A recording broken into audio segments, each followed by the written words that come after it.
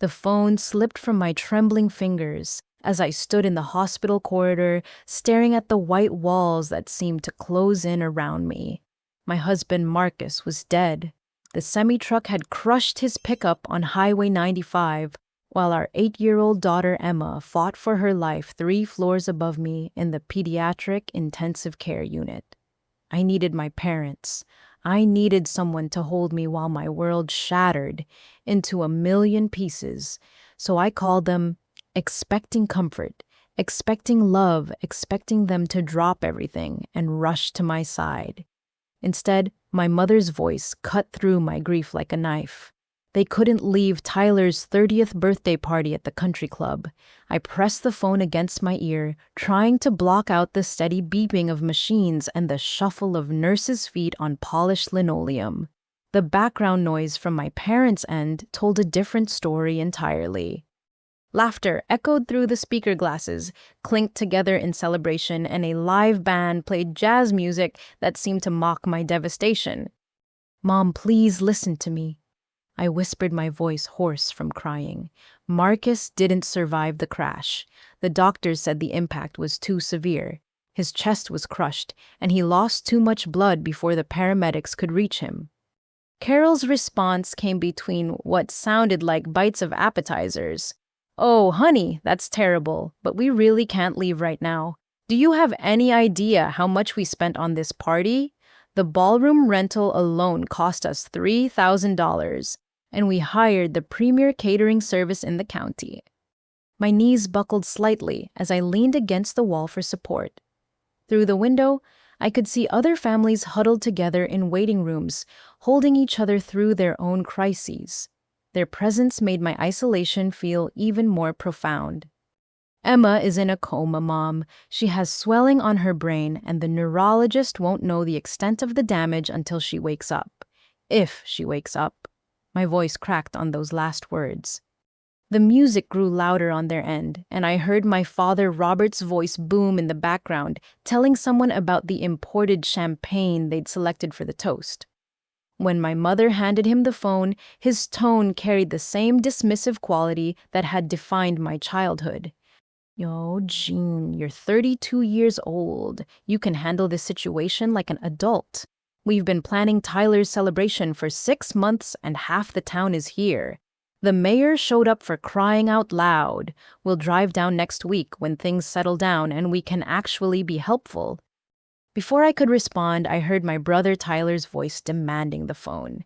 His words hit me like a physical blow. "Sis, stop being so dramatic. People die in car accidents every single day. You're acting like this is the end of the world or something. Mom and Dad have obligations here, and frankly, there's nothing they can do at a hospital anyway. Handle your business and call us when you have actual news to report."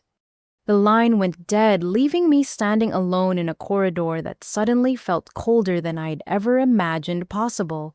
Around me, life continued as if nothing had changed, but my universe had just revealed a truth I'd spent years avoiding. When I needed them most, my family had chosen a party over my pain. The next 3 days blurred together in a haze of antiseptic smells, fluorescent lighting, and the constant hum of medical equipment keeping my daughter alive.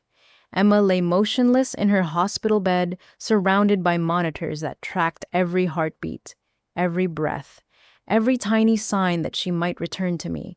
Tubes snaked from her small body to machines that looked impossibly complex, and her face was barely visible beneath the bandages covering her head injury. I hadn't left the hospital since the accident. The vinyl chair next to Emma's bed had become my entire world, and I survived on coffee from vending machines and whatever food kind nurses brought me when they noticed I wasn't eating.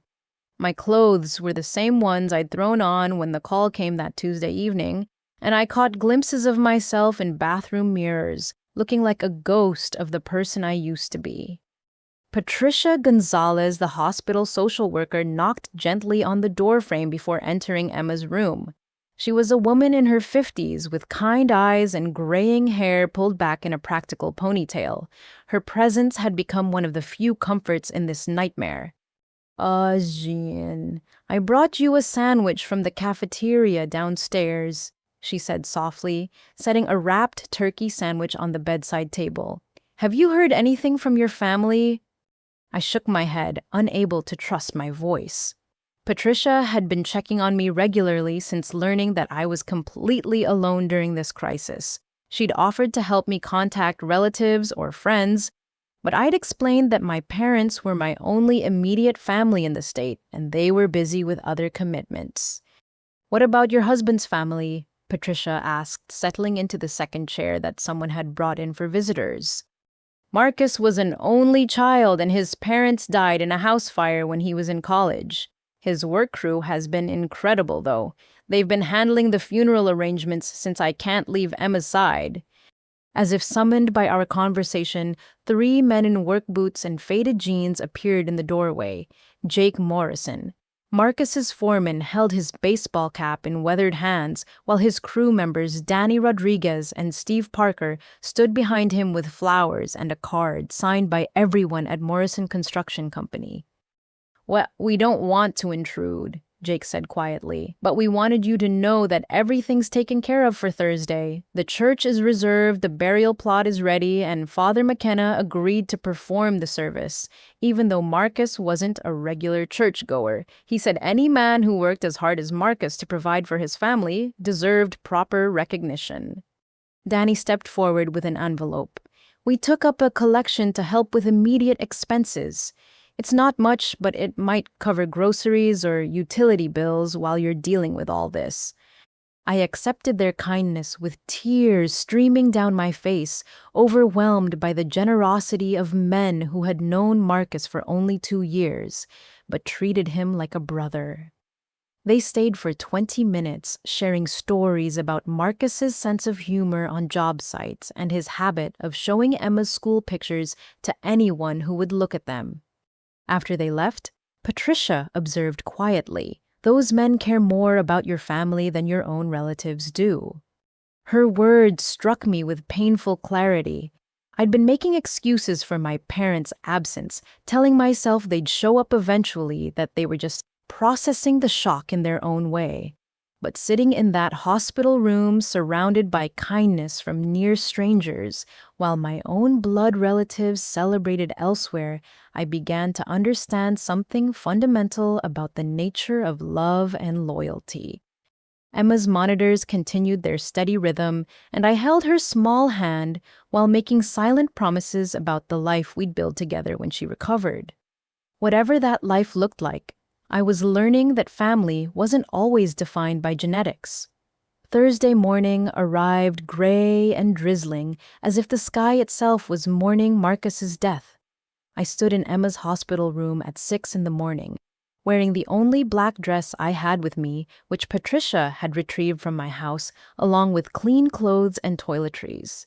Emma remained unconscious, her breathing steady, but her face still and pale against the white pillows. Dr. Harrison had assured me that Emma's vital signs were stable, and the nursing staff promised to call immediately if there was any change in her condition. Leaving her felt like abandoning her, but I couldn't let Marcus be buried without saying goodbye. The funeral home had arranged transportation for me, and as the car pulled up to St. Joseph's Catholic Church, I was amazed by the number of people gathered despite the early hour and steady rain. Marcus's co-workers formed an honor guard near the entrance, and neighbors from our subdivision filled the parking lot. Emma's third-grade teacher, Sarah Williams, stood near the church steps with other faculty members from Lincoln Elementary School. Inside the church, I was struck by how full it looked. The front rows that should have been occupied by immediate family remained conspicuously empty, marked by reserved signs that would never be claimed. Behind those vacant seats, however, every pew was filled with faces that had become familiar over the past few days. People who barely knew Marcus but understood the importance of showing up for a grieving widow and motherless child. Father McKenna delivered a beautiful eulogy about a man he'd met only through the stories others told. He spoke about Marcus's dedication to his craft, his love for his family, and his habit of volunteering for weekend community projects. despite working 60-hour weeks. The priest had clearly listened carefully to the construction crew's memories and transformed them into a tribute that captured Marcus's essence perfectly. When it came time for me to speak, I walked to the podium on unsteady legs, gripping a piece of paper with notes I'd scribbled during sleepless nights. Looking out at the gathered faces, I saw Jake Morrison in the front row with tears running down his weathered cheeks. Sarah Williams nodded encouragingly from the middle section, and even Mrs. Chen from the corner grocery store had closed her shop to attend. Marcus would be amazed by this turnout. I began, my voice echoing in the hushed sanctuary. He always said he was just a regular guy who showed up to work and came home to his family, but looking at all of you here today, I realize he was so much more than that. He was the kind of person who made everyone around him feel valued and respected. My voice broke as I continued. I wish Emma could be here to see how many people loved her daddy. I wish my parents and brother could be here to understand what we've lost and what we need to rebuild. But Marcus taught me that family isn't always about blood connections. Sometimes it's about people who choose to stand with you when everything falls apart. The rain intensified as we moved to the cemetery, and umbrellas bloomed like black flowers across the hillside. Jake, Danny, and Steve served as pallbearers, along with 3 neighbors from our street. They carried Marcus's casket with the same care and respect they'd shown him in life. At the graveside, I stood alone in the space traditionally reserved for immediate family, while our chosen family surrounded me with their presence and support. Father McKenna's final prayers mixed with the sound of rain on canvas as the funeral director's tent provided minimal shelter from the storm. As dirt fell on the casket, I felt a hand slip into mine. Sarah Williams had quietly moved to stand beside me, offering wordless comfort in my loneliest moment. Around us, grown men wept openly for a co-worker they'd respected, and neighbors I barely knew approached to share memories of Marcus helping with yard work or offering advice about home repairs. The cemetery director, a dignified man in his 60s named Harold Thompson, approached me as the service concluded. His expression conveyed something between sympathy and bewilderment. Mrs. Anderson, in 37 years of conducting funeral services, I have never witnessed such a stark absence of immediate family members at a young father's burial. The support from your community is extraordinary, but I feel compelled to express my concern about your relative's decision not to attend. His observation crystallized something I'd been struggling to accept. My parents hadn't just missed a funeral.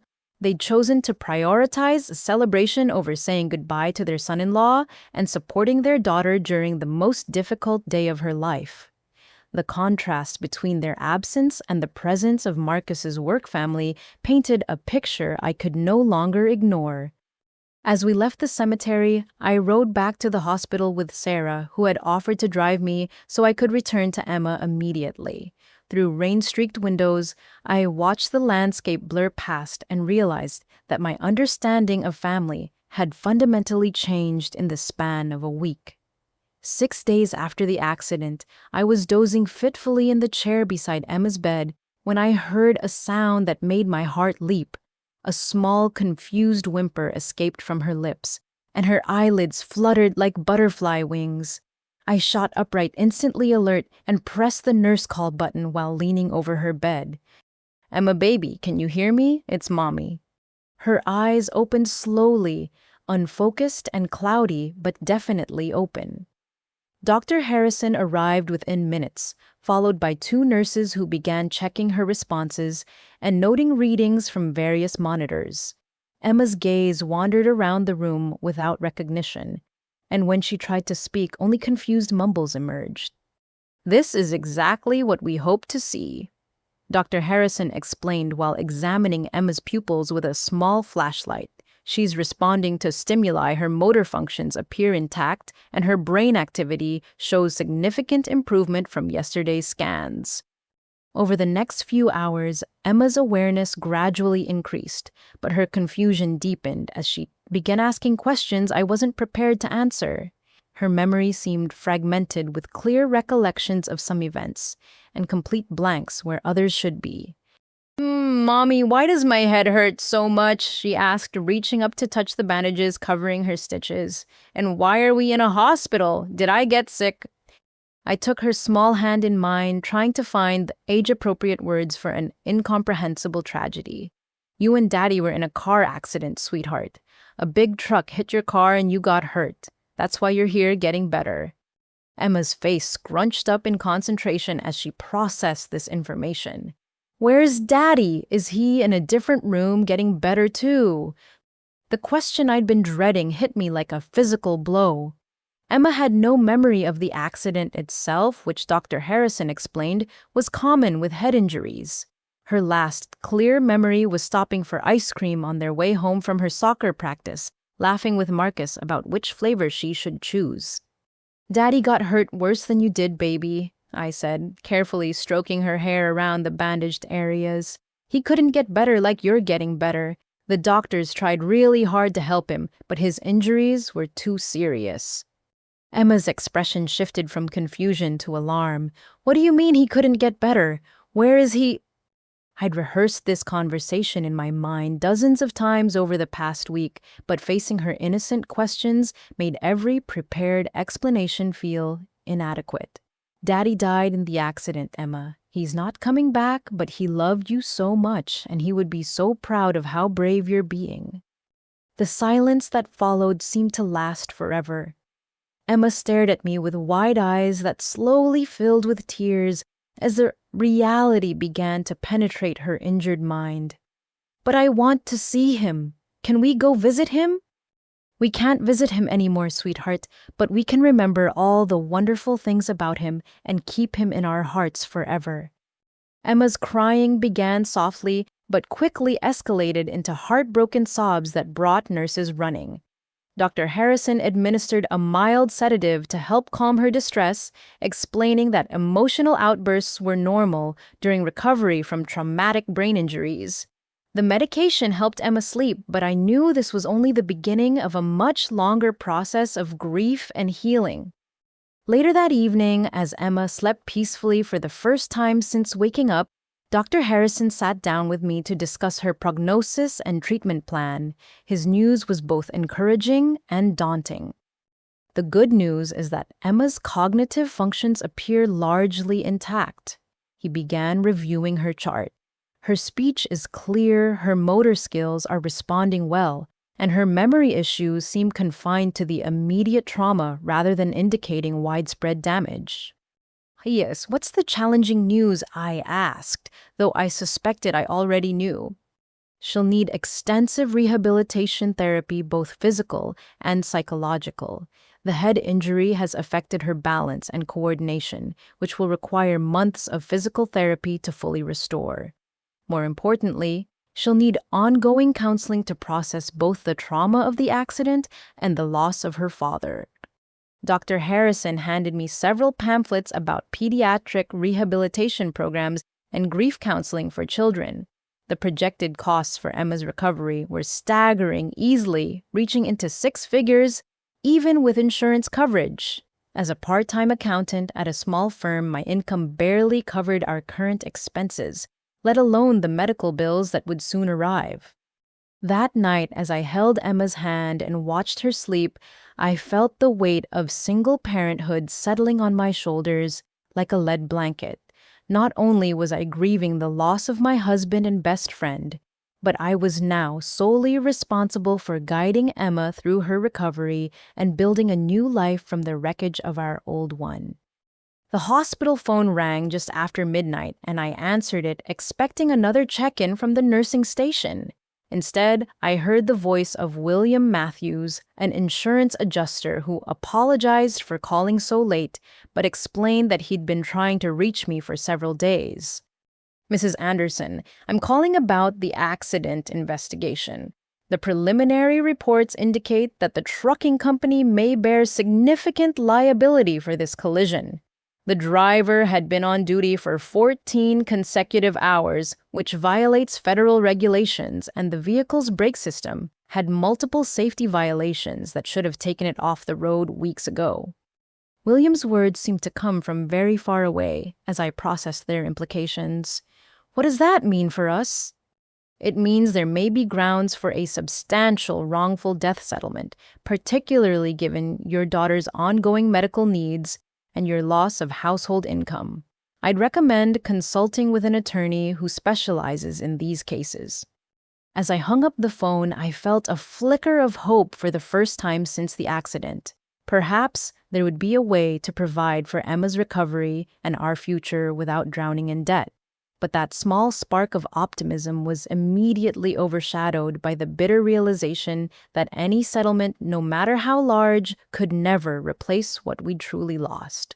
3 weeks after the accident, I sat across from David Chen, an attorney who specialized in wrongful death cases involving commercial vehicles.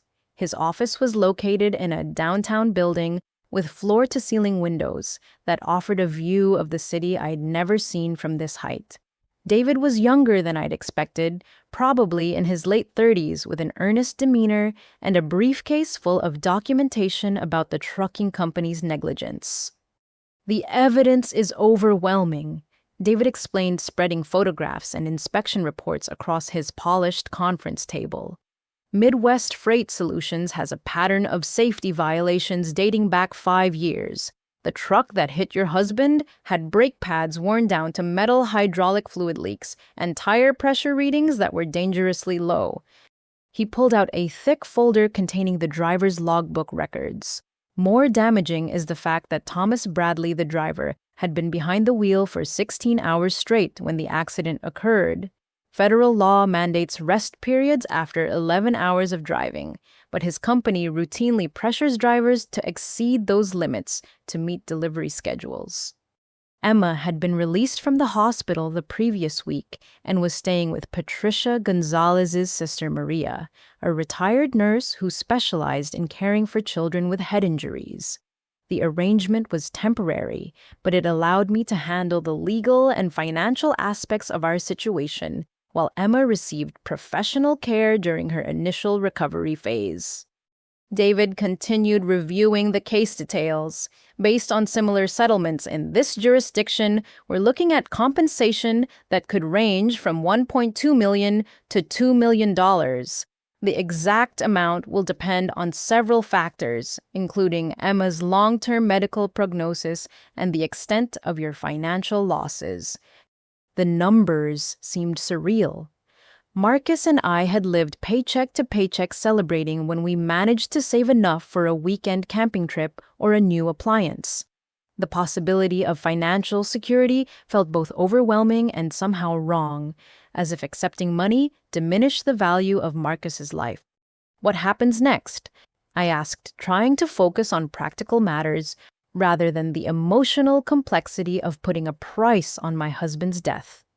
"Midwest Freight's insurance company will likely want to settle quickly to avoid a jury trial. These cases tend to generate significant publicity, and trucking companies prefer to handle them quietly. I expect we'll have preliminary offers within the next month." I returned to work part-time at Henderson Associates, the small accounting firm where I'd been employed for 6 years. My supervisor, Jennifer Walsh, had been incredibly understanding about my situation, allowing me to work flexible hours and handle some clients remotely so I could manage Emma's medical appointments and therapy sessions. Jennifer was a woman in her early 50s who had built the firm from nothing after her divorce 15 years earlier. She understood the challenges of single parenthood and had restructured my responsibilities to focus on clients who preferred evening or weekend consultations. "Take as much time as you need," Jennifer told me during our first meeting since my return. "We've redistributed your accounts temporarily, but they'll be waiting when you're ready to resume full-time work." The kindness of colleagues, neighbors, and even strangers continued to amaze me. Emma's teacher, Sarah, had organized a meal delivery schedule that ensured we had dinner every night for 3 weeks. Jake Morrison and his construction crew had spent a Saturday repairing our back deck without being asked, claiming that Marcus had mentioned it needed attention. Our next-door neighbors, Bill and Susan Martinez took over our lawn care and offered to help with any household repairs. Meanwhile, my parents maintained their silence. No phone calls checking on Emma's recovery, no offers to help with medical expenses, no acknowledgement that they'd missed their son-in-law's funeral for a birthday party. Their absence had become so complete that I sometimes forgot other people had parents who actually functioned as sources of support during difficult times. Emma's progress was encouraging, but slow. Physical therapy helped her regain full mobility, though she still experienced dizzy spells and headaches. The psychological counseling was more challenging as she struggled to understand why her father couldn't come back and why her grandparents had disappeared from her life entirely. "Where did Grandma Carol and Grandpa Robert go?" Emma asked one evening as we practiced her homework assignments. "Don't they want to see me anymore?" These questions were the most difficult part of our new reality. How do you explain to an 8-year-old that some adults prioritize their own convenience over family obligations? How do you help a child understand that love isn't always unconditional, even from people who are supposed to care about you most? They're dealing with Daddy's death in their own way. I answered, hating myself for making excuses, but unwilling to destroy Emma's faith in family completely. Sometimes adults need time to figure out how to handle sad situations. As we settled into new routines, the possibility of the settlement became both a source of hope and anxiety. Financial security would solve our immediate problems and ensure Emma's medical needs were met. But I worried about the attention money might bring from people who had shown no interest in our welfare during our darkest hours. Those concerns proved prophetic sooner than I anticipated. 2 months after Marcus's funeral, my phone rang on a Tuesday evening while Emma and I were working on a jigsaw puzzle featuring horses in a meadow. Emma had developed an obsession with puzzles during her recovery, claiming that fitting the pieces together helped quiet the noise in her head from the injury. I almost didn't answer when I saw my mother's name on the caller IDs. We hadn't spoken since that devastating hospital call, and her sudden contact felt ominous rather than welcome. "Yet, Jean, sweetie, how are you holding up?" Carol's voice carried an artificial sweetness that I remembered from my childhood when she wanted something, but didn't want to ask directly. "I've been thinking about you and precious Emma constantly." "We're managing," I replied carefully, watching Emma concentrate on finding a piece that would complete the horse's mane. "Emma's recovery is going well, and we're adjusting to life without Marcus." "Oh, that's wonderful to hear. You know, your father and I have felt terrible about missing the funeral. Tyler's party ran so much longer than expected, and by the time we realized we could get away, it seemed too late to make the drive." The casual way she rewrote history took my breath away. They hadn't missed the funeral due to timing issues. They had actively chosen not to attend because leaving a party felt inconvenient. "We saw the article in last Sunday's newspaper," Carol continued, and suddenly her real motivation became crystal clear. "About that trucking company lawsuit and the potential settlement. It must be such a relief to know that Emma's future is secure." I hadn't realized the legal proceedings had attracted media attention, but apparently the local paper had published a story about Midwest Freight's safety violations and the pending litigation. The article had mentioned the possibility of a significant settlement without specifying amounts or timeline. "The legal process is complicated," I said, not wanting to provide details about something that remained uncertain. "Of course it is, honey. These things always are. But family should stick together during times like these. Your father and I were just saying how important it is for Emma to have her grandparents involved in making decisions about her future." Robert's voice came through the background, and I heard Carol pass him the phone. "Oh, Jean, we need to have a serious conversation about this settlement situation," my father said without preamble. "Large sums of money require careful management, and you're going to need experienced guidance to make sure Emma's inheritance is properly protected." The word inheritance struck me as particularly offensive. This wasn't an inheritance from a deceased relative. This was compensation for the destruction of our family and Emma's ongoing medical needs. I appreciate your concern, I said evenly, but I have financial advisors and attorneys handling these matters. Attorneys who don't know your family dynamics or understand your history, Robert countered. Emma is our granddaughter, and we have a responsibility to ensure her interests are protected. Some of these decisions affect more than just you and Emma. The implication hung in the air like smoke from a fire I couldn't see but could definitely smell. They weren't calling out of concern for Emma's welfare or my ability to manage financial decisions. They were calling because money had entered the picture, and they wanted to establish their claim to a portion of it.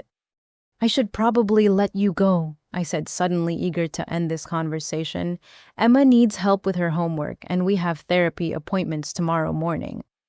Jean, wait, Carol interjected.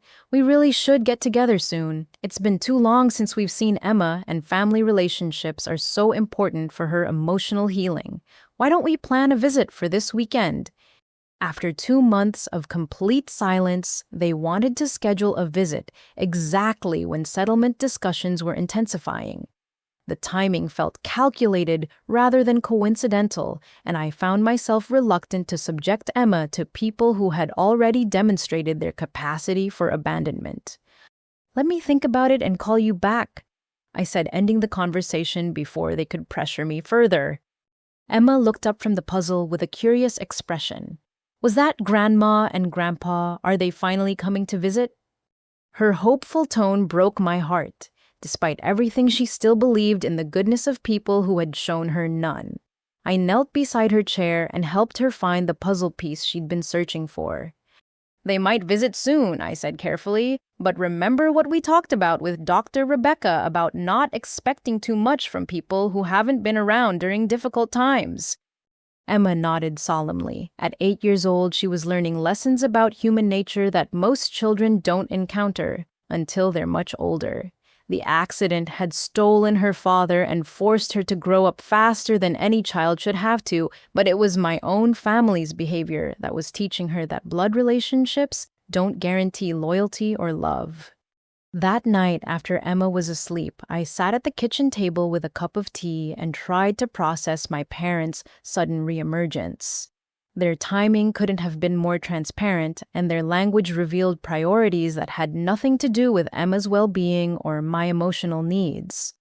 I realized I needed to prepare for the possibility that money would bring out the worst in people who had already shown me their true character during our greatest crisis.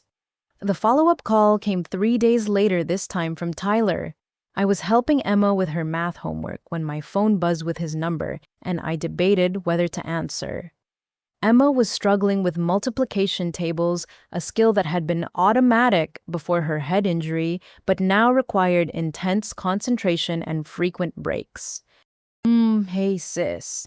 Tyler's voice carried the same casual tone he'd used when calling me dramatic during Marcus's death announcement. I hope you don't mind me calling, but Mom and Dad are really worried about this whole settlement situation. Worried about what specifically? I asked, moving to the kitchen so Emma couldn't hear the conversation. About you making decisions that affect the whole family without consulting anyone. Look, I get that you're grieving and probably not thinking clearly about long-term consequences, but this money isn't just about you and Emma. His presumption stunned me into momentary silence. How exactly does Marcus's wrongful death settlement affect you, Tyler? Come on, June, don't be naive. Emma is part of this family, which means her inheritance impacts all of us. Mom and Dad have spent thousands of dollars on family gatherings over the years, not to mention the emotional investment they've made in their grandchildren. They deserve some consideration in how this money gets distributed. The twisted logic of his argument would have been amusing if it wasn't so deeply offensive. According to Tyler's reasoning, hosting birthday parties and holiday dinners created some kind of financial claim on Emma's settlement funds. Tyler, this isn't family money. This is compensation for Marcus's death and Emma's medical expenses. It has nothing to do with anyone except Emma and me. That's where you're wrong, Tyler said, his voice taking on the authoritative tone he'd used since childhood when trying to assert dominance. I've been talking to some people who know about these things, and family members can have legitimate claims on settlements when children are involved, especially when there are questions about the surviving parent's ability to manage large amounts of money responsibly. The threat was subtle but unmistakable. Tyler was suggesting that my parents could challenge my guardianship or my right to manage Emma's settlement if they felt I wasn't acting in her best interests. The idea that they would use legal tactics against their own daughter was both shocking and somehow perfectly consistent with their recent behavior. I think we need to have a family meeting, Tyler continued. Mom, Dad, and I have been discussing this situation, and we all agree that these decisions are too important to make without input from Emma's entire family. We're thinking this weekend would work well for everyone. You've been discussing my private legal matters without including me in the conversation. Don't get defensive, John. We're trying to help you avoid making mistakes that could hurt Emma in the long run. Some of these financial decisions are complicated, and you've never been great with money management anyway. Tyler's casual insult about my financial skills was particularly galling, considering that I was a professional accountant who had managed our household budget successfully for years. But his comment revealed how they viewed me as someone too incompetent to handle significant financial responsibility without their guidance. I'm not agreeing to any family meetings about my personal business, I said firmly. If you want to maintain a relationship with Emma, you're welcome to visit and spend time with her. But her settlement is not a topic for family discussion. Actually, it is, Tyler replied, his tone hardening. Emma is our niece and granddaughter. We have legal rights regarding her welfare, and we're prepared to exercise those rights if necessary. The conversation ended with Tyler informing me that they would be driving down on Saturday morning for what he called a necessary family discussion about Emma's future. He didn't ask if the timing was convenient or if Emma was ready for visitors. He simply announced their intention to arrive and expected me to accommodate their demands. After hanging up, I stood in my kitchen feeling like I'd just been ambushed by people who were supposed to love and support me. The idea that my own family would threaten legal action to gain access to money meant to provide for an orphan child was so far beyond my understanding of normal family dynamics that I couldn't quite process it. Emma appeared in the kitchen doorway, having finished her homework without my help. Mommy, you look upset. Was Uncle Tyler being mean again? Her perceptiveness reminded me that children often understand adult dynamics better than we give them credit for. Emma had witnessed enough of my family's behavior to recognize Tyler's capacity for cruelty even at her young age. Uncle Tyler and your grandparents want to visit this weekend, I told her honestly. How do you feel about that? Emma considered the question seriously before answering. Will they be nice to us this time? Because if they're gonna be mean like when Daddy died, maybe they shouldn't come. Her simple assessment captured the heart of the situation better than any legal or psychological analysis could. If my family couldn't treat us with kindness and respect during our most vulnerable time, what right did they have to insert themselves into our lives now that money was involved? I realized I needed to prepare for a confrontation that would likely determine the future of our family relationships, whatever happened during their visit. I was determined to protect Emma from people who saw her settlement as their opportunity rather than her lifeline. Saturday morning arrived with unseasonably warm weather for November, and I was helping Emma practice her physical therapy exercises in the living room when 3 cars pulled into our driveway simultaneously. Through the front window, I watched my parents emerge from Robert's luxury sedan while Tyler climbed out of his red pickup truck. The third vehicle was a silver BMW I didn't recognize, and my stomach dropped when a woman in an expensive business suit stepped out carrying a leather briefcase. Emma stopped mid-stretch and looked toward the window with apprehension. That's a lot of people, Mommy. Why did they bring someone we don't know? I helped Emma to her feet and smoothed down her hair, trying to project calm while my heart raced with anxiety. I'm not sure, sweetheart, but we'll find out together. The doorbell rang before I could reach it, and I opened the door to find my parents flanked by the unknown woman, while Tyler stood slightly behind them with a satisfied smirk on his face. Carol immediately pushed past me into the living room, her arms outstretched toward Emma. "There's my beautiful granddaughter. Oh, Emma, we've missed you so much. Look how much you've grown since we last saw you." Emma accepted Carol's embrace politely, but without enthusiasm, her eyes darting nervously between the adults crowding our small living room. The woman with the briefcase remained near the door, observing our interaction with professional detachment.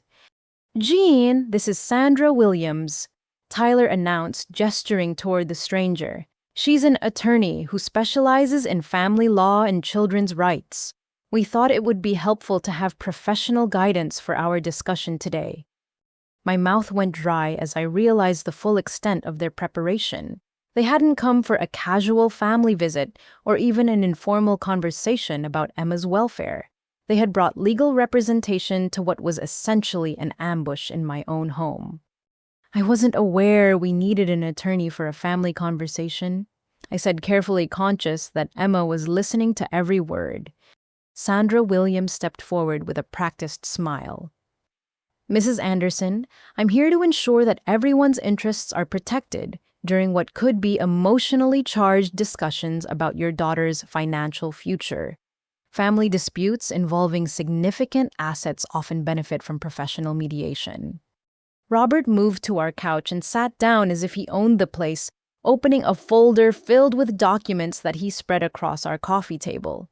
"Jung, we need to discuss the settlement arrangements and how they affect Emma's long-term security. Sandra has helped us understand the legal framework for protecting children's interests when large inheritances are involved." I noticed that he kept using the word inheritance rather than settlement, as if Marcus had died peacefully of old age rather than being killed by a negligent trucking company. The semantic choice felt deliberate and insulting. "Emma, why don't you go play in your room while the adults talk?" Carol suggested, but Emma moved closer to me instead of obeying. "I want to stay with Mommy," Emma said quietly. "This is our house, and these people are making her worried."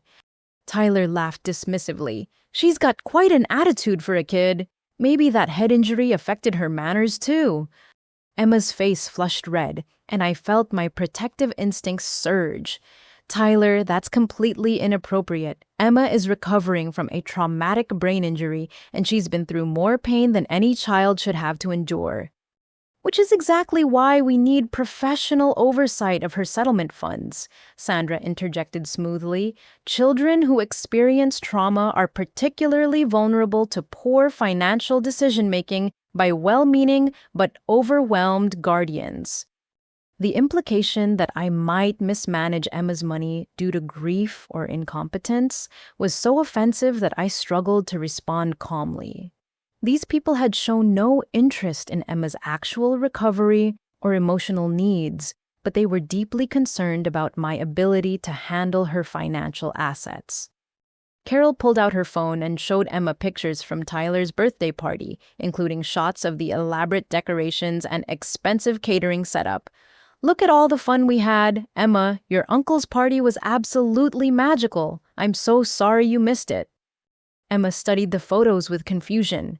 "But that was when Daddy died and I was sleeping in the hospital. Why were you having a party?" The innocent question hung in the air like an accusation, and I watched the adults' faces carefully. Robert cleared his throat and looked away, while Tyler suddenly became very interested in the documents on the coffee table. Only Sandra maintained her professional composure, though I caught her glancing at my parents with what might have been disapproval. "Sometimes adults have commitments they can't change even when sad things happen," Carol explained weakly. "But we're here now, and that's what matters." Emma's 8-year-old logic cut through the adult rationalizations with brutal clarity. "But if your granddaughter was hurt and your daughter was sad, wouldn't you want to help them instead of going to a party?" The silence that followed was profound and uncomfortable. Emma had asked the question that exposed the fundamental flaw in their character, and no amount of legal maneuvering or financial justification could answer it satisfactorily. Sandra Williams cleared her throat and opened her briefcase, apparently deciding to move forward, despite the awkward exchange. Perhaps we should focus on the specific legal matters we're here to discuss. Sandra Williams spread several legal documents across our coffee table with the efficiency of someone accustomed to hostile family meetings. Emma remained pressed against my side, her small hand gripping mine tightly as she observed the adults who had invaded our living room with briefcases and ultimatums.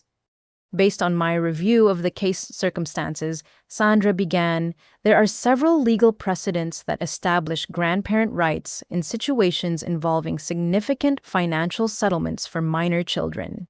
The court's primary concern is always the child's best interests, which includes ensuring proper oversight of inherited assets. Robert leaned forward eagerly. Exactly what we've been trying to explain to Jean. This isn't about us wanting money for ourselves. It's about making sure Emma's inheritance is managed by people with experience handling substantial financial responsibilities. Tyler pulled out his phone and opened a calculator app. I've been running some numbers based on what the newspaper article suggested about settlement amounts. Even at the conservative end, we're talking about enough money to completely change Emma's life trajectory. That kind of responsibility shouldn't fall entirely on someone who's never managed more than a household budget. His casual dismissal of my professional accounting credentials was both insulting and strategically calculated. By portraying me as financially naive, they were building a case for external oversight that would conveniently include their input on spending decisions. What exactly are you proposing? I asked, though I suspected I already knew the answer. Carol dabbed at her eyes with a tissue summoning tears that seemed more theatrical than genuine. We're proposing that Emma's settlement be managed by a family trust with multiple trustees. That way, major financial decisions would require consensus from people who truly care about her welfare. And who would these trustees be? I asked, though the question was rhetorical. Obviously, you would be the primary trustee, Sandra explained, but your parents would serve as co-trustees to provide additional oversight and ensure that spending decisions align with Emma's long-term interests. Tyler would serve as an alternate trustee in case anyone becomes unable to fulfill their duties. The audacity of their proposal was breathtaking. They wanted legal authority over money they had no right to claim, based on their supposed concern for a child they had abandoned during her greatest crisis. They were essentially demanding to be paid for the privilege of second-guessing my parenting and financial decisions. Let me make sure I understand this correctly, I said slowly. You want me to give you legal control over compensation for my husband's death and my daughter's injuries, even though you couldn't be bothered to visit her in the hospital or attend his funeral. Robert's face reddened with indignation. That's not fair, Jean. We explained about Tyler's party and our prior commitments. We can't change the past, but we can make sure Emma's future is properly secured. Prior commitments, I repeated, tasting the bitter words. Is that what you call choosing a birthday party over your daughter's worst nightmare? Tyler stood up abruptly, his patience apparently exhausted. Look, we get that you're still emotional about all this, but at some point you need to accept that other people have lives and responsibilities too. The world doesn't stop because you have a crisis. Emma flinched at his harsh tone, and I felt my protective instincts override any remaining desire for family harmony. Other people's lives and responsibilities, Tyler. My husband was dead, and my daughter was in a coma. If that doesn't qualify as a situation where family should drop everything to help, then what does? Carol resumed her crying, this time with more conviction. We've felt terrible about missing the funeral ever since it happened. The guilt has been eating us alive for months. That's why we need to make this right by ensuring Emma's inheritance is properly protected. Her settlement, I corrected firmly. It's not an inheritance, it's compensation for trauma and loss. Sandra Williams intervened before the argument could escalate further. These emotional issues aside, the legal reality is that significant settlements involving minor children often require court oversight anyway. Family trusts can actually provide more flexibility than court-appointed guardianship arrangements. She pulled out a thick document and placed it in front of me. I've prepared preliminary trust paperwork that would establish the framework we've discussed. Obviously, you'll want to review it with your own attorney before signing anything, but this gives you an idea of how the arrangement would function. I glanced at the papers without picking them up, noting that Tyler's name appeared prominently throughout the document as an alternate trustee with significant decision-making authority. My parents were listed as co-trustees with veto power over any expenditure exceeding $10,000.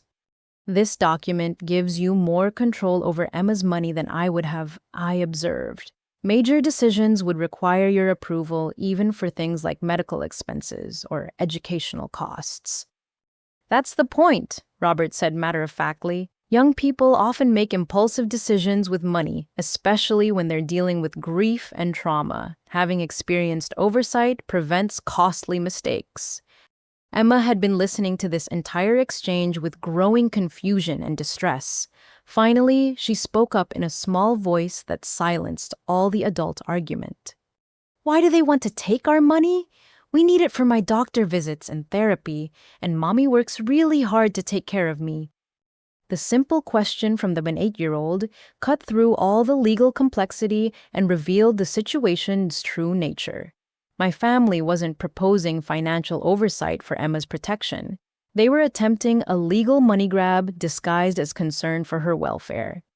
Sandra Williams looked uncomfortable for the first time since entering our home. Emma, nobody wants to take your money. We just want to make sure it's managed properly so it lasts your whole life. But why do you get to decide instead of Mommy? Emma asked with the logical persistence that head injury survivors often develop. She's my mom and she takes good care of me. Tyler's patience finally snapped completely. Because your mom doesn't know anything about managing real money, kid. She's never had more than a few $1,000s at one time, and now she's going to be responsible for millions. People need help with that kind of responsibility. His condescending explanation to Emma was the final straw that broke my remaining composure. Standing up abruptly, I pointed toward our front door. I think this conversation is over. You can take your legal documents and your trust proposals and leave my house immediately. Sandra Williams began gathering her papers with practiced efficiency. Mrs. Anderson, I understand you're upset, but these arrangements are often inevitable when significant assets are involved. It might be easier to work with family members than to have the court impose external oversight. Are you threatening me? I asked directly. I'm explaining legal realities, Sandra replied smoothly, but I hope you'll consider our proposal carefully before making any final decisions. As they prepared to leave, Robert stood in our doorway and delivered what felt like a final ultimatum. Jean, we're trying to help you avoid a legal battle that nobody wants, but Emma's inheritance is too important to leave entirely in inexperienced hands. Think about what's really best for your daughter. After they left, Emma and I sat on our couch in stunned silence, surrounded by the emotional wreckage of a family confrontation that felt more like a business negotiation than a reunion. Emma leaned against me and asked the question that captured our new reality perfectly. Mommy, are we going to be okay? Because those people seemed really mean. I held her close and made a promise that I intended to keep no matter what legal battles lay ahead. Yes, sweetheart, we're going to be more than okay, and I'm never going to let anyone hurt you or take away what belongs to us. Monday morning found me sitting in David Chen's office at 8 o'clock, sharp, clutching a folder full of documents and nursing my third cup of coffee since dawn. Emma was at school having insisted she felt well enough to attend. Despite the weekend's emotional upheaval, her resilience continued to amaze me, but I worried about the long-term effects of exposing her to my family's toxic behavior. David listened carefully as I described Saturday's ambush, taking notes on a yellow legal pad and occasionally asking for clarification about specific threats or demands. His expression grew increasingly grim as I detailed Sandra Williams's trust proposal and my family's claims about grandparent rights. "This is more aggressive than I anticipated," David admitted when I finished my account. "Attempting to gain legal control over a wrongful death settlement by claiming inadequate guardianship is a serious accusation. They're essentially arguing that you're unfit to manage your own daughter's financial interests." He leaned back in his chair and studied the trust documents Sandra had left behind. The good news is that their legal theory is fundamentally flawed. Grandparents don't automatically have rights to control grandchildren's settlements, especially when the surviving parent is competent and present. The bad news is that they could still cause significant trouble through frivolous litigation. What kind of trouble? I asked, though I suspected the answer would involve exactly the kind of expensive legal battles I couldn't afford.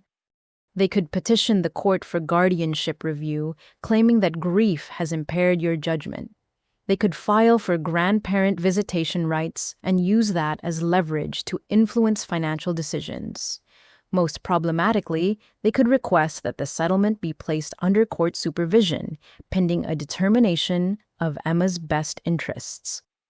David pulled out a fresh legal pad and began outlining a defense strategy. "The key is documentation. We need to create an irrefutable record of their abandonment during your family's crisis and contrast it with your competent handling of Emma's recovery and financial planning." Over the next 2 hours, we developed a comprehensive approach to gathering evidence that would demolish my family's claims about their concern for Emma's welfare. David's plan was thorough and methodical, focusing on establishing a timeline that would expose their true motivations. First, we need hospital records showing visitor logs during Emma's stay, David explained. "These will prove that your parents never visited despite knowing about her condition. We'll also need documentation from the funeral home showing their absence from Marcus's service." I pulled out my phone and scrolled through the photos I'd taken during those horrible days. I have pictures from the funeral showing the empty family section. The funeral director, Harold Thompson, commented specifically about their absence. "Perfect. We'll need a written statement from him about that conversation. Also get me contact information for everyone who did show up to support you. Hospital staff, Marcus's coworkers, neighbors, teachers. We want to demonstrate that you built a strong support network that doesn't include your biological family." David continued building our evidence list. "Phone records will be crucial. We need documentation of when you called to inform them about the accident and their response. Do you remember the specific date and time?" That's Tuesday, October 15th at approximately 9:45 p.m., I replied immediately. "I'll never forget that conversation." "Good. We'll subpoena their phone records to verify the timeline and cross-reference it with social media posts from Tyler's birthday party. If they were posting party pictures while refusing to help during your emergency, that creates a powerful contrast." I spent the rest of the week gathering documentation that painted a devastating picture of my family's priorities and character. Emma's teacher, Sarah Williams, provided a detailed statement about my dedication to Emma's recovery and education. Dr. Harrison wrote a letter praising my advocacy for Emma's medical care and my responsible approach to treatment decisions. Jake Morrison and his construction crew submitted a group statement describing their support during Marcus's funeral and their ongoing assistance with household maintenance. They emphasized that they had stepped into roles traditionally filled by family members because my actual relatives were unavailable. Patricia Gonzalez, the hospital social worker, provided perhaps the most damning evidence in the form of her detailed notes from our interactions during Emma's hospitalization. Her records showed multiple offers to help me contact family members and my repeated explanations that they were unavailable due to other commitments. Mrs. Anderson exhibited remarkable strength and competence throughout her daughter's medical crisis, Patricia wrote in her formal statement. She made appropriate medical decisions, advocated effectively for her child's needs, and demonstrated excellent judgment under extreme stress. At no time did she display any behavior that would suggest impaired decision-making capacity. Most importantly, I located the newspaper article that had apparently triggered my family's sudden interest in our situation. The article, published in the Sunday edition 2 weeks earlier, featured a headline reading, "Local trucking company faces massive settlement over fatal crash." The story detailed Midwest Freight's safety violations and mentioned that the victim's family was seeking significant compensation for wrongful death and ongoing medical expenses. David was particularly interested in the article's publication date, so they called you 3 days after this story ran, expressing sudden concern about your financial management capabilities. The timing is remarkably coincidental. It's not coincidental at all, I replied bitterly. They didn't care about Emma's welfare when she was fighting for her life, but they're deeply concerned about her inheritance now that it might be worth millions. We also gathered evidence about my professional qualifications and financial management history. My supervisor, Jennifer, provided documentation of my 6 years of successful employment as an accountant, including client testimonials and performance reviews that demonstrated my competence with financial planning and analysis. Your family's argument that you're unqualified to manage significant assets is particularly ironic, David observed while reviewing my employment records. You're literally a professional accountant with an excellent work history and no financial problems or bankruptcy filings. The most emotionally difficult evidence to compile was the social media documentation of Tyler's birthday celebration. David's investigator had gathered screenshots of posts from the weekend of the accident showing my family enjoying elaborate party festivities while I sat alone in a hospital corridor mourning my husband's death. One particularly painful post showed Tyler raising a champagne toast at 11:30 p.m. on the night Marcus died, just 2 hours after I'd called begging for support. The caption read, "Best birthday celebration ever. Thanks to Mom and Dad for making this night absolutely perfect." Emma helped me organize some of the evidence, though I was careful to shield her from the most hurtful details. She was particularly interested in the hospital visitor logs, studying the names of people who had come to see her during her recovery. "Look, Mommy," she said, pointing to entries from Jake Morrison's crew. "Mr. Jake visited me 5 times, and I don't even remember because I was sleeping. But Grandma and Grandpa never came once." Her matter-of-fact observation captured the essential truth that all our legal documentation was designed to establish. When Emma needed her extended family, most strangers had shown more compassion and loyalty than her own grandparents and uncle. By Friday evening, David and I had assembled a comprehensive file that told an unmistakable story about character priorities and fitness for decision-making authority over Emma's settlement. The evidence was overwhelming, but I knew that presenting it would require confronting my family with truths they had spent months trying to ignore or rationalize. "Are you prepared for how ugly this might get?" David asked as we concluded our final preparation meeting. When families fight over money, especially significant amounts, they often say and do things that permanently destroy relationships. I looked at the stack of evidence documenting my family's abandonment and opportunism, then thought about Emma's simple question about whether they would be nice to us this time. The relationship damage had already been done by their choices, not by my decision to defend Emma's interests. The relationship was destroyed when they chose a birthday party over their granddaughter's life, I replied. I'm just making sure everyone understands what actually happened.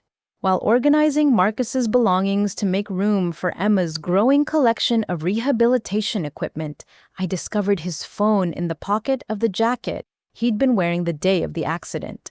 The police had returned his personal effects weeks earlier, but I'd been too emotionally overwhelmed to examine them closely. Now, 3 months after his death, I finally felt strong enough to look through his final photos and messages. Emma was having a good day with minimal headaches, so she helped me sort through Marcus's work clothes and personal items. We were turning the task into a celebration of his memory, rather than a painful reminder of loss. Emma had developed a healthy curiosity about her father's life and wanted to understand who he was through his belongings. "What's in Daddy's phone?" Emma asked as I held the device with trembling hands. "Can we see pictures of when he was little like me?" I powered on the phone, surprised that it still held a charge after sitting unused for so long. The lock screen displayed a photo of Emma and Marcus at her last soccer game, both grinning widely with grass stains on their clothes and victory written across their faces. As I scrolled through his photo gallery, I found hundreds of pictures documenting our family life in ways I'd never fully appreciated. Marcus had photographed Emma's artwork from school, my attempts at new recipes, and countless candid moments that captured the joy we'd shared as a family. Then I found the photos that would change everything. The final images in Marcus's camera roll were taken on October 15th, the day of the accident. They showed Marcus and Emma at Peterson's ice cream parlor, a small shop near Emma's soccer field, where they'd stopped after her practice. Emma was leaning across the table laughing at something Marcus had said while he made exaggerated faces to amuse her. But it was the timestamp that made my blood run cold. The last photo was taken at 9:37 p.m., exactly 8 minutes, before I'd called my parents from the hospital corridor. Marcus and Emma had been sharing ice cream sundaes and making silly faces just moments before the truck ran the red light and destroyed our lives forever. Emma peered over my shoulder at the screen, delighted to see herself with her father during what had been their final happy moment together. I remember that Daddy let me get extra hot fudge, and he said I could stay up late because it was a special day. I stared at the photo through tears, realizing that my parents had been enjoying Tyler's birthday celebration at the exact moment their son-in-law and granddaughter were sharing their last conversation. While Marcus was making Emma laugh and creating final memories, my family was raising toasts to another year of Tyler's life. The contrast was devastating and undeniable. Continuing through Marcus's belongings, I found something even more powerful tucked inside his work folder. It was a handwritten letter, addressed to Emma, apparently written during a lunch break several weeks before the accident. Marcus's neat handwriting covered 3 pages of notebook paper, and the content revealed his deep love for our family and his gratitude for the life we'd built together. "My beautiful Emma," the letter began, "if you're reading this, it means something has happened to me, and I want you to know how much joy you brought to every single day of my life. You made me proud to be your daddy with your kindness, your curiosity, and your determination to help everyone around you feel happy." He wrote about specific memories they'd shared, from teaching her to ride a bicycle to helping with science projects that usually ended up covering the kitchen table with glue and construction paper. He described my strength as a mother and wife, noting that I was the smartest and most capable person he'd ever known. "Your mommy is the strongest woman in the world," Marcus had written. "She can handle anything life throws at her because she has a heart full of love and a mind full of wisdom. If something happens to me, I know she'll take care of you better than anyone else could, and I want you to listen to her advice because she always knows what's best for our family." The final paragraph addressed financial concerns with remarkable prescience. "Emma, if there's ever money involved because of my death, remember that your mommy is smart about finances and business. Don't let anyone tell you that she needs help making decisions about your future. She knows what our family needs better than anyone else in the world, and I trust her completely to take care of you." Reading Marcus's words felt like receiving a message from beyond the grave, specifically addressing the exact situation my family was trying to create. His letter provided not only emotional validation, but also legal evidence of his trust in my decision-making capabilities and his clear intention that I should have full authority over Emma's care and financial needs. Emma listened carefully as I read portions of the letter aloud, editing out references to Marcus's death while preserving his expressions of love and pride. She was particularly moved by his descriptions of their special activities and shared jokes.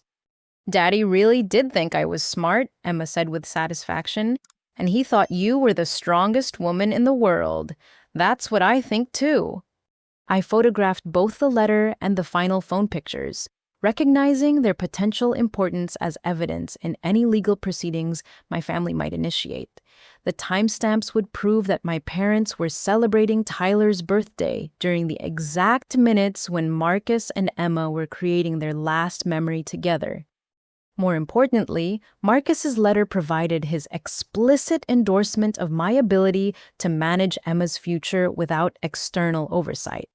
His words carried the weight of a father's final wishes and demonstrated his complete confidence in my competence and judgment. That evening, I called David Chen to describe the discoveries and their potential legal significance. His response was immediate and enthusiastic.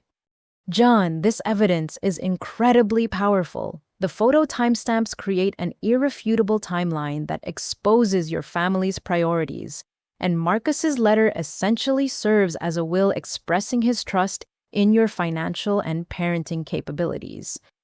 "Can we use these in court if they pursue their trust proposal?" I asked. "Absolutely. In fact, I think we should share them proactively. Sometimes, the most effective legal strategy is to demonstrate the weakness of your opponent's position before they can fully develop their argument." David suggested arranging one final family meeting where we could present this evidence and give my parents an opportunity to abandon their legal threats before formal court proceedings began. The approach would allow them to save face while protecting Emma from prolonged legal battles.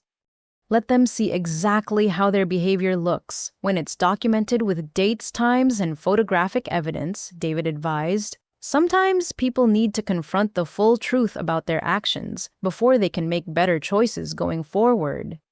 I agreed to David's strategy, though I suspected my family's response would depend entirely on how much money they thought they could gain through continued legal pressure.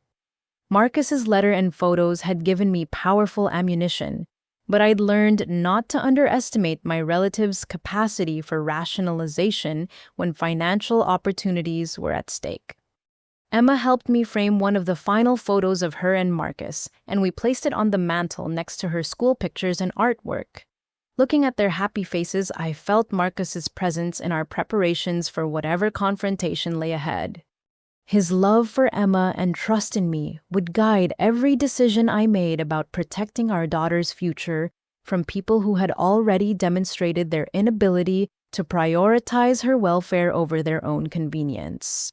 David Chen's call came on a crisp December morning while Emma and I were decorating our Christmas tree with ornaments Marcus had collected during his travels for construction projects. Emma was carefully hanging a small wooden Santa that Marcus had bought in Vermont, explaining to the ornament that her daddy had picked it out especially for her. Jean, I have news about the settlement," David said, his voice carrying an excitement I hadn't heard before. "Midwest Freight's insurance company has agreed to our demand for $2.7 million. The number hit me like a physical blow. Emma and I had lived paycheck to paycheck for our entire marriage, celebrating when we managed to save enough for a modest vacation or appliance replacement. The idea of having nearly $3 million felt surreal and overwhelming. What exactly does that mean for Emma's care? I asked, trying to focus on practical implications rather than the staggering amount. It means Emma's medical needs will be covered for life, including any ongoing therapy, specialized education, or future treatments related to her head injury.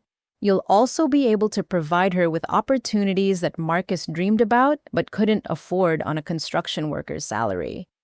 David explained the settlement structure, which included provisions for Emma's education, medical care, and general support until she reached adulthood, with the remaining funds invested in trust accounts that would provide lifetime financial security. The arrangement was designed to ensure that Emma would never face financial hardship while preventing any single person from accessing large amounts of money inappropriately. When will the settlement be finalized? I asked. The paperwork should be completed within 2 weeks. Midwest Freight wants this resolved quickly to avoid additional publicity about their safety violations. The company is also facing federal investigations that could result in criminal charges against their executives. That afternoon, I received 3 phone calls that demonstrated how quickly news traveled in small communities. My mother called first, her voice dripping with artificial sweetness and carefully rehearsed concern about Emma's welfare. Tyler called an hour later, suggesting that the family should celebrate this wonderful news together with a special dinner. Robert's call came just before Emma's bedtime, emphasizing his desire to help me make responsible decisions about such significant financial responsibilities. None of them expressed genuine joy about Emma's security or relief that her medical needs would be met. Their focus remained fixed on the money itself and their perceived right to influence how it would be managed. Sandra Williams called the following morning, informing me that my parents were prepared to file formal legal action if I didn't agree to their proposed trust arrangement. Her tone suggested that she viewed this as an inevitable business transaction rather than a family dispute involving a traumatized child. Mrs. Anderson, your parents are prepared to petition the court for a competency hearing regarding your ability to manage significant assets while grieving your husband's death. These proceedings can become quite expensive and emotionally draining for everyone involved. Are you threatening me, Ms. Williams? I asked directly. I'm explaining the legal realities. Family courts take very seriously their responsibility to protect children's financial interests, especially when substantial settlements are involved. Having family oversight can actually prevent court intervention. I ended the conversation by informing Sandra that any future communications needed to go through my attorney. The escalation was happening exactly as David had predicted, but the timing felt particularly cruel, given that we were approaching Emma's first Christmas without her father. Emma had been listening to my side of these conversations with growing confusion and anxiety. Finally, she asked the question that cut through all the legal complexity. Oh, Mommy, why do they want our money so bad? Don't they have their own money? I knelt down to Emma's eye level and tried to explain adult greed in terms an 8-year-old could understand. Some people think that when families get money, it should be shared with everyone, even if they didn't help earn it or need it for important things like medical care. But we need it for my therapy and your job and our house, Emma pointed out logically. They have jobs and houses already. Her simple assessment captured the essential truth that my family's legal arguments were designed to obscure. Emma's settlement was compensation for trauma and loss, not a windfall to be distributed among relatives who had contributed nothing to her recovery or well-being. That evening, I made a decision that would determine the course of our future relationship with my family. I called David and asked him to arrange one final meeting where we could present our evidence and give my parents a clear choice about how to proceed. I want them to see exactly what their behavior looks like when it's documented and presented objectively, I told David. They can choose to maintain their legal threats, but they need to understand what they're actually demanding and what evidence exists about their character and priorities. David agreed to facilitate the meeting, suggesting that we use his conference room to maintain a professional atmosphere that would discourage emotional outbursts or manipulation tactics. Bring the photos, Marcus's letter, and all the documentation we've assembled, David advised. Let them see the full picture of their abandonment contrasted with your competent handling of this crisis. Sometimes people need to confront uncomfortable truths before they can make better choices. I spent the weekend preparing for what I knew would likely be the final conversation with my parents about their role in Emma's life. The evidence we'd gathered painted such a damning picture of their priorities that I couldn't imagine them continuing their legal threats once they understood how their behavior would look to a judge. But I'd learned not to underestimate my family's capacity for self-deception when money was involved. Emma helped me organize the photos and documents, treating the preparation like a school project about truth and fairness. Her innocent perspective on the situation continued to provide clarity that adult analysis often missed. "Are we going to show them the picture of me and Daddy being happy?" Emma asked. "Because maybe if they see how much he loved me, they'll understand why he wanted you to take care of our money." Her hope that visual evidence of love might change hardened hearts was both touching and naive. But I agreed that Marcus's final photos deserved to be part of any discussion about Emma's future, regardless of whether my family was capable of understanding their significance. The conference room at David Chen's law office felt like a courtroom as my parents, Tyler and Sandra Williams, arranged themselves on one side of the polished table, while Emma and I sat across from them with our evidence carefully organized in manila folders. David had insisted that Emma be present for this meeting, arguing that any decisions about her future should include her voice and perspective. Emma wore her best dress and sat quietly beside me, her hands folded in her lap as she observed the adults who were fighting over money meant to secure her future. She'd requested to bring one of Marcus's construction helmets, which now sat on the table like a silent reminder of who this meeting was really supposed to honor. Before we begin discussions about trust arrangements, David announced, "My client would like to present some evidence that might inform everyone's understanding of the family dynamics involved in this case." I opened the first folder and removed the hospital visitor logs from Emma's stay in the pediatric intensive care unit. The pages showed detailed records of every person who had come to see Emma during her 6 days of unconsciousness, along with dates, times, and relationship information. "These are the official visitor records from Emma's hospitalization," I said, sliding the documents across the table. "As you can see, Marcus's co-workers visited multiple times along with teachers, neighbors, and even the grocery store clerk from our neighborhood. Emma's grandparents and uncle are not listed anywhere." Carol leaned forward to study the logs, her face reddening as she recognized names of people who had shown more concern for Emma's welfare than she had. Robert cleared his throat uncomfortably, while Tyler maintained his characteristic expression of bored indifference. "Hospital visits aren't really relevant to financial management capabilities," Sandra interjected quickly. "Hey, actually, they're very relevant to determining who has Emma's best interests at heart," David replied smoothly. "But let's continue with the timeline." I opened the second folder and produced the funeral guest book from Marcus's service, along with photographs showing the empty family section that had been reserved for my parents and brother. The contrast with the packed church was visually striking and emotionally devastating. "These photos were taken at my husband's funeral," I explained. "The front 3 rows were reserved for immediate family members who never arrived. Behind those empty seats, you can see neighbors, co-workers, teachers, and community members who took time off work to support a grieving widow and orphaned child." Emma pointed to one of the photos and spoke for the first time since the meeting began. "That's Mr. Jake, who worked with Daddy. He was crying because he missed Daddy too. And that's my teacher, Mrs. Williams, who brought me homework so I wouldn't fall behind in school."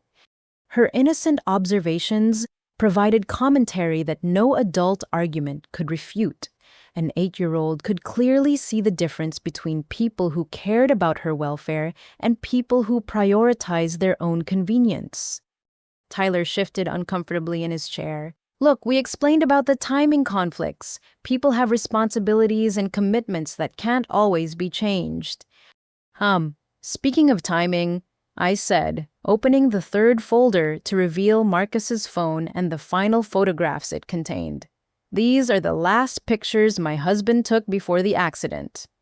I placed printouts of the ice cream shop photos on the table, making sure everyone could see the timestamps clearly displayed in the corners. Emma leaned forward eagerly, always happy to see pictures of her final moments with her father. These photos were taken at 9:37 p.m. on October 15th. I continued. Marcus and Emma were sharing ice cream after her soccer practice, completely unaware that a truck with faulty brakes was about to destroy our family. I paused to let the timing sink in before delivering the crushing revelation. I called you at 9:45 p.m. that night, 8 minutes after this last photo was taken. While Marcus and Emma were creating their final memory together, you were celebrating Tyler's birthday party. When I called begging for support during the worst moment of my life, you were toasting another year of my brother's existence. The silence in the room was profound and uncomfortable. Carol stared at the photos with dawning recognition of what her absence had really meant, while Robert studied the timestamps as if hoping they might somehow change upon closer examination. Emma picked up one of the photos and smiled sadly. This was when Daddy let me get extra hot fudge. He said special days deserved special treats, but he didn't know it was going to be our last special day together. Tyler cleared his throat aggressively. Okay, so the timing was unfortunate, but that doesn't change the fact that Emma needs proper financial oversight for her settlement. I opened the final folder and removed Marcus's handwritten letter, the pages slightly worn from repeated reading, but the words still clear and powerful. This is a letter Marcus wrote to Emma several weeks before the accident. I'd like to read the relevant portion. I found the paragraph that directly addressed the current situation and read Marcus's words aloud in the quiet conference room. Emma, if there's ever money involved because of my death, remember that your mommy is smart about finances and business. Don't let anyone tell you that she needs help making decisions about your future. She knows what our family needs better than anyone else in the world, and I trust her completely to take care of you. The impact of Marcus's words was immediate and devastating. My parents' entire argument was based on the premise that I needed external guidance to manage Emma's settlement responsibly. Marcus had specifically anticipated and rejected that argument in his own handwriting. Sandra Williams looked visibly uncomfortable as she realized that her client's case had just collapsed. Personal letters don't necessarily reflect legal realities about fiduciary responsibilities, she said weakly. Emma stood up and walked around the table to retrieve her father's construction helmet. She held it carefully in both hands and addressed the adults who had been discussing her future as if she weren't present. This was Daddy's helmet that kept him safe at work every day, Emma said with 8-year-old solemnity. He always said the most important thing was keeping families together and taking care of people you love. But when our family needed you to take care of us, you went to a party instead. Her simple statement contained more wisdom and moral clarity than hours of legal arguments could provide. She returned to her seat beside me, still holding Marcus's helmet like a talisman of protection. Robert attempted one final argument. Gian, regardless of past mistakes, the reality is that Emma's inheritance requires sophisticated financial management. We're offering to help ensure her future security. Oh, her settlement, I corrected firmly, and her father's explicit wishes were that I handle all financial decisions without external interference. Are you suggesting that you know better than Marcus what would be best for his own daughter? The question hung in the air like an accusation, because that's exactly what they were suggesting. They were demanding legal authority over money that Marcus had died to provide, in direct contradiction to his stated trust in my capabilities. David Chen leaned forward to deliver the final blow. Based on the evidence presented today, any court petition questioning Mrs. Anderson's fitness for financial guardianship would be not only unsuccessful, but potentially viewed as harassment of a grieving family. The documented abandonment during crisis combined with the deceased father's explicit trust in his wife's judgment creates an insurmountable legal obstacle to external oversight. Sandra Williams began gathering her papers with the efficiency of someone retreating from an untenable position. Perhaps we should all take some time to reconsider our positions before making any formal legal filings. Carol finally spoke, her voice small and defeated. We never meant for things to get so complicated. You just thought there was easy money to be claimed. I finished. But this isn't easy money. This is compensation for the worst thing that ever happened to our family, and every dollar represents a piece of the life Marcus can't share with Emma. As the meeting concluded, my parents left without scheduling any future contact or expressing any interest in rebuilding their relationship with Emma. Tyler departed with characteristic indifference, apparently unbothered by the evidence of his callousness during our family's darkest hour. Emma and I walked to David's office window and looked down at the parking lot where my family was having what appeared to be a heated discussion beside their cars. Sandra Williams drove away, first followed quickly by Tyler's pickup truck.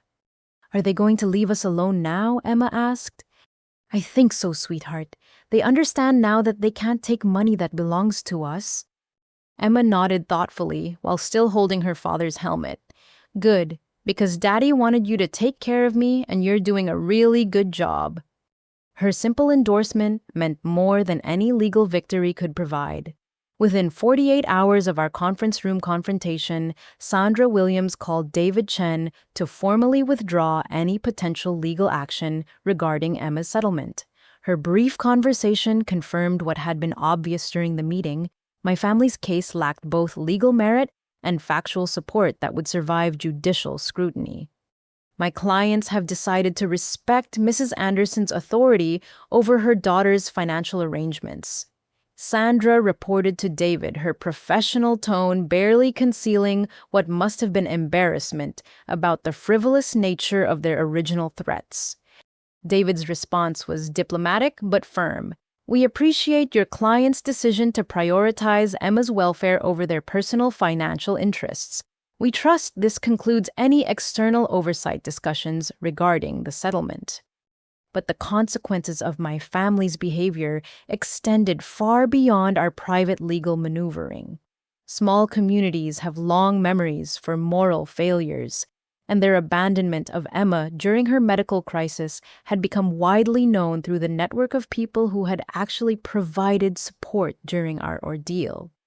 Jake Morrison and his construction crew made no effort to hide their disgust when they learned about my parents' financial demands.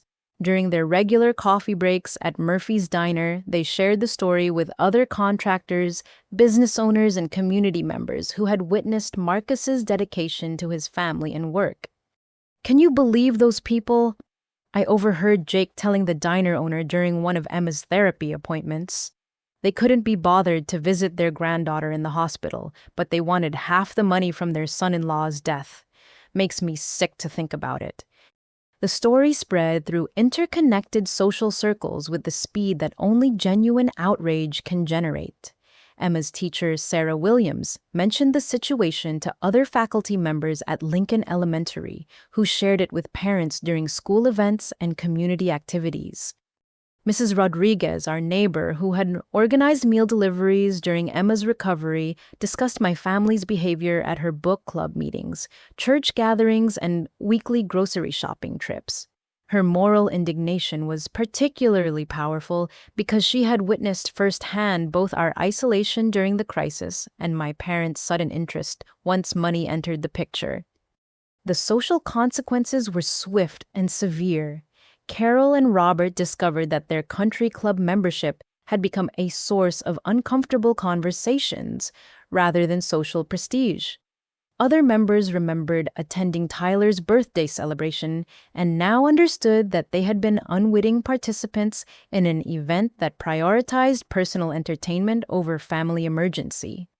Margaret Thornton, the club's social committee chairwoman and a mother of four, confronted Carol directly during a holiday luncheon. "Carol, I had no idea you were celebrating Tyler's birthday while your daughter was burying her husband alone. If we'd known about the tragedy, we would have canceled our attendance and encouraged you to be with your family." The rebuke was delivered with Southern politeness, but unmistakable moral judgment. Other club members began treating my parents with cool formality rather than the warm friendship they had cultivated over years of social climbing and community involvement.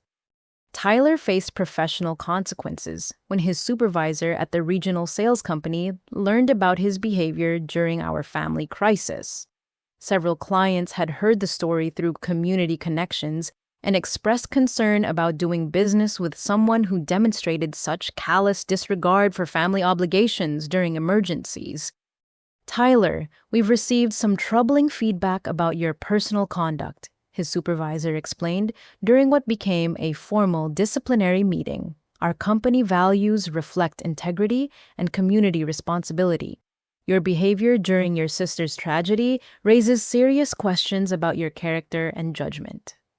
Tyler's sales territory was reduced, and he was removed from high-profile client accounts where his reputation might damage business relationships. The professional consequences were particularly painful because Tyler had always prided himself on his career success and social connections. The most satisfying justice came through completely unexpected channels. Harold Thompson, the cemetery director who had commented on my family's absence from Marcus's funeral, served on the board of directors for the local Chamber of Commerce. He shared the story during a board meeting focused on recognizing businesses and individuals who exemplified community values. "We talk about supporting families during difficult times," Harold observed, "but I witnessed a situation recently that showed the difference between genuine community support and mere social convenience. A young widow buried her husband with help from his coworkers and neighbors, while her own parents were too busy with a birthday party to attend." The story resonated with business leaders who understood that community reputation directly affected professional opportunities. Several board members canceled or reconsidered business relationships with companies that employed my family members or provided services to their social activities. Emma observed these social consequences with the clear-eyed assessment that head injury survivors often develop about human behavior. "People don't like Grandma and Grandpa anymore because they were mean to us," she noted matter-of-factly after overhearing conversations at her therapy appointments. "People understand the difference between right and wrong," I explained. "When someone chooses parties over helping family members who are hurting, it shows what kind of person they really are." David Chen received one final call from Sandra Williams, this time requesting that we not pursue harassment charges against her for threatening frivolous litigation. Her concern suggested that my family had finally grasped the legal and social consequences of their behavior. "We declined to file formal charges," David informed Sandra, "provided that your former clients make no further contact with Mrs. Anderson or her daughter regarding financial matters. Any future communication should be limited to genuine family relationships that prioritize Emma's emotional welfare over monetary considerations." 3 weeks before Christmas, my parents made one last attempt at reconciliation through Jennifer Walsh, my supervisor, who attended the same church as my mother. Carol had approached Jennifer after services, tearfully explaining that she'd made terrible mistakes and wanted to rebuild her relationship with Emma. Jennifer called me privately to relay the conversation. "Your mother seemed genuinely remorseful, John, but she also kept mentioning how much money Emma will have and how important it is for grandparents to be involved in major decisions. I'm not sure her motivation has really changed." I thanked Jennifer for the information but made no effort to contact my parents. Emma's emotional healing was progressing steadily, and I saw no benefit in exposing her to people who continued to view her settlement as their opportunity rather than her security. Emma had learned to recognize genuine concern versus self-interested manipulation with the clarity that only children possess. When I asked if she wanted to see her grandparents for Christmas, her response was immediate and definitive. "No, thank you, Mommy. I want to spend Christmas with people who love me even when I don't have money." Her wisdom guided my decision about future family relationships. 6 months after Marcus's death, Emma and I moved into our new home in Riverside Heights, a quiet neighborhood with excellent schools and a strong sense of community. The house was modest by settlement standards, but it featured everything we needed to build a secure future: a dedicated therapy room for Emma's ongoing rehabilitation, a home office where I could work flexible hours, and a backyard garden where we planted flowers in Marcus's memory. The settlement had been finalized without further family interference, providing Emma with financial security that would last her entire lifetime. More importantly, it allowed us to focus on healing and growth rather than survival and crisis management. Emma's recovery exceeded all medical predictions, and she returned to full-time school with only minor accommodations for occasional headaches and fatigue. I established the Marcus Anderson Memorial Scholarship at Emma's new elementary school, providing annual awards for children who demonstrated kindness and perseverance in the face of difficult circumstances. The scholarship honored Marcus's belief that character mattered more than achievement, and that communities grew stronger when people supported each other during challenging times. Emma participated in selecting scholarship recipients, interviewing young candidates with a maturity that amazed teachers and parents. Her questions focused on how applicants helped others and handled disappointment, reflecting the life lessons she'd learned through tragedy and recovery. "I want to give scholarships to kids who are nice to people, even when it's hard," Emma explained to the selection committee, "because Daddy always said the most important thing was being kind, especially when other people aren't being kind to you." Jake Morrison and his construction crew remained active parts of our extended family, attending Emma's school events and helping with household projects that required professional expertise. Jake had become a surrogate grandfather figure, teaching Emma about tools and construction while sharing stories about her father's work ethic and sense of humor. "Your daddy was the kind of man who made everyone around him better," Jake told Emma during one of his regular visits. "He'd be proud of how strong and smart you've become and how well your mommy has taken care of you both." Emma's teacher, Sarah Williams, continued providing educational support and friendship that had begun during our hospital crisis. She helped Emma process her grief through art therapy projects and writing assignments that celebrated Marcus's memory while acknowledging the pain of his absence. Patricia Gonzalez, the hospital social worker who had recognized our isolation during Emma's treatment, became a close friend who provided perspective on our healing journey. She often remarked that our transformation from crisis to stability demonstrated remarkable resilience and the power of choosing positive relationships over toxic family obligations. "You've created a beautiful life for Emma, built on genuine connections rather than obligatory relationships," Patricia observed during one of our regular coffee meetings. "She's learned that family isn't always about blood ties, but about people who show up when you need them most." Our chosen family expanded to include neighbors, teachers, medical professionals, and friends who had proven their loyalty during our darkest period. Emma's birthday parties and holiday celebrations were filled with people who genuinely cared about her welfare rather than attendees who felt obligated by genetics or social expectations. My parents made sporadic attempts to reestablish contact, usually around holidays or Emma's birthday, but their outreach always included subtle references to financial decisions or major purchases that required family input. Their inability to separate genuine relationship building from money management confirmed that their priorities remained unchanged.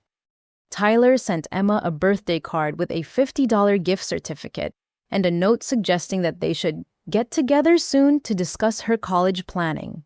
At age 9, Emma was sophisticated enough to recognize the manipulation behind presents that came with strings attached. "I don't need Uncle Tyler to help plan my college," Emma informed me after reading his card. "He didn't help when I was sick, so he doesn't get to help when I'm doing good things." Her clarity about appropriate boundaries protected us both from people who wanted to claim credit for our success without having supported us through our struggles. Emma had learned to value authenticity over obligation, a lesson that would serve her well throughout life. I returned to full-time work at Henderson Associates, where Jennifer Walsh had promoted me to senior associate with responsibilities that included financial planning for other families facing unexpected tragedies. My experience with settlement management and single parenthood provided valuable perspective for clients navigating similar challenges. The work felt meaningful in ways that extended beyond professional achievement. I could help other families avoid the isolation we'd experienced and connect them with resources and support networks that prioritize genuine assistance over opportunistic involvement. Emma's physical recovery was virtually complete, with only occasional headaches that decreased in frequency and intensity over time. Her cognitive abilities had fully returned, and she excelled academically while maintaining the emotional intelligence that had developed through processing trauma and loss. Dr. Rebecca Henderson, Emma's therapist, noted during our final session that Emma had achieved remarkable psychological stability despite experiencing profound loss at a young age. Emma understands that bad things sometimes happen to good people, but she also knows that there are always people willing to help if you let them. That's a sophisticated understanding of life that many adults never develop. On the first anniversary of Marcus's death, Emma and I visited his grave with flowers from our memorial garden and letters we'd written describing our new life. Emma's letter included drawings of our house, her new friends, and the scholarship recipients who would benefit from her father's memory. "I think Daddy would be happy about our new life," Emma said as we arranged fresh flowers on his headstone. "We have nice people who care about us, and we help other kids who are sad, like we were sad." Standing in that peaceful cemetery surrounded by evidence of the meaningful life we'd built from tragedy, I reflected on the lessons we'd learned about the nature of family loyalty and love. Blood relationships had failed us when we needed them most, but chosen family had provided the foundation for our recovery and future happiness. Emma's settlement would ensure her financial security, but the relationships we'd cultivated would provide the emotional support that money could never purchase. She would grow up understanding that genuine love required action, not just words, and that character revealed itself most clearly during difficult circumstances. As we walked back to our car, Emma asked a question that had become her standard way of processing life's complexities. "Mommy, do you think other kids learn about families the same way we did?" "Yes, some do," I replied honestly, "but most kids are lucky enough to have families who put love before money and who show up when help is needed most." Emma nodded thoughtfully. "I'm glad we learned it even though it was sad. Now we know the difference between people who really love us and people who just pretend to love us." Her wisdom continued to amaze and humble me. That evening, as Emma worked on homework at our kitchen table and I prepared dinner in our new home, I felt the deep satisfaction that comes from building something meaningful from the wreckage of tragedy. We had not just survived our loss. We had created a life that honored Marcus's memory while providing Emma with security, love, and hope for the future.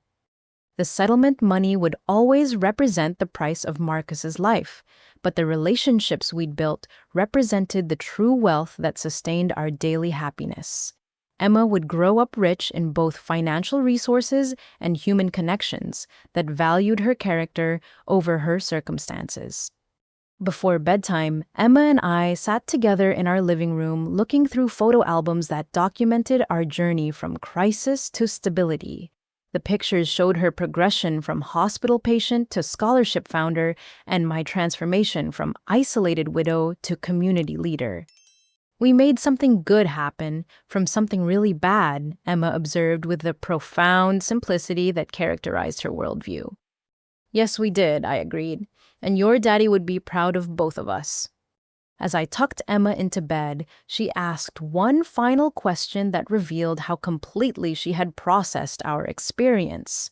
Mommy, if something sad happens to other families, like what happened to us, will we help them the way Mr. Jake and Mrs. Williams helped us? Absolutely, I promised, because that's what good families do for each other. Emma smiled and closed her eyes, secure in the knowledge that she was part of a family defined by love, rather than genetic support, rather than obligation, and character, rather than convenience. Our story had become one of transformation rather than tragedy, proving that the worst circumstances could generate the most meaningful growth when faced with courage, wisdom, and the support of people who genuinely cared about our welfare. In building our new life, we had discovered that the most important inheritance we could provide for Emma wasn't financial security, but the understanding that true family consists of people who choose to love you unconditionally and stand with you through every challenge life presents. What experiences have shaped your understanding of what family really means? Have you ever had to choose between blood relatives and people who actually support you during difficult times? I'd love to hear your thoughts in the comments below. Thank you for sharing this journey with Emma and me. Your support and engagement mean everything to families who are rebuilding their lives after tragedy. Please like this video if our story resonated with you, subscribe for more real-life experiences about resilience and recovery, and share our story with anyone who might benefit from understanding that chosen family can be stronger than biological connections. Remember that the most valuable relationships in life are built on actions, not obligations, and that genuine love always shows up when it matters most. Take care of yourselves and the people who truly matter to you.